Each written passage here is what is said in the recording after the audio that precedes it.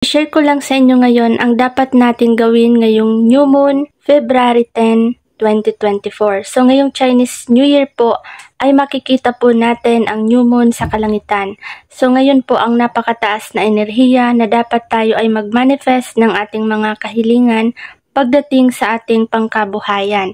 So kung nais nyo pong dumami ang inyong mga kita sa inyong negosyo, sa inyong mga pagkain para hindi kayo maubusan, gawin nyo po ito ngayon guys, February 10. Dapat po gawin nyo po ito bandang alas 9 ng gabi or alas 10 ng gabi ngayong February 10. So ngayon kailangan lang po natin dito ng bigas. Ilagay po natin ito sa maliit na mangkok kahit hindi po natin masyado punuin guys.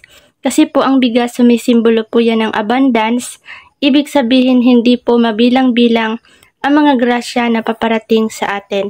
Kaya't papasalamatan po natin ang bigas na ito at kailangan din natin dito guys ng dahon ng laurel.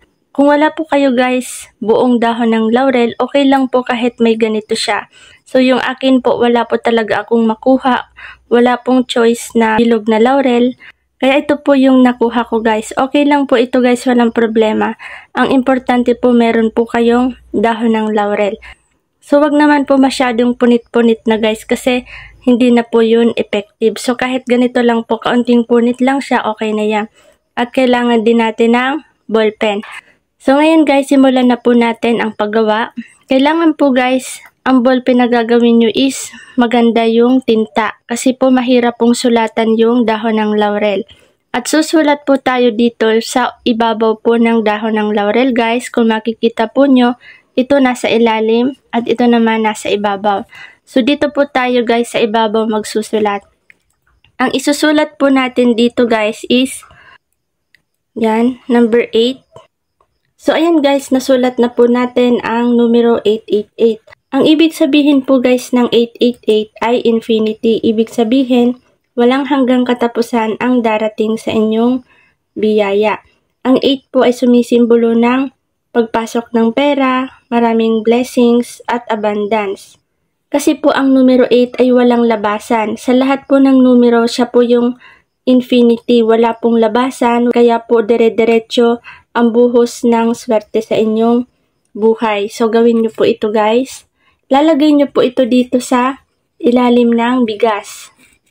So wala na po kayo guys mga orasyon na gagawin dito. So, ang magsisilbi pong swerte dito ay ang dahon ng laurel at ang numero 888. Isisiksik nyo po yan dyan guys sa ilalim ng bigas. So yan po, lagay nyo po yan dyan sa ilalim ng bigas at pwede nyo na po ito guys ibilad sa sikat ng New Moon. So ngayong New Moon po, ibig sabihin malakas po ang dating sa atin ng enerhiya pagdating sa mga kaswertehan. Gawin nyo na po ito guys para tuloy-tuloy ang buhos ng swerte. Subalit kung taliwas ka po sa mga pampaswerte or hindi naniniwala, mas mainam na skip mo na lamang ang video kong ito at huwag nang pakinggan.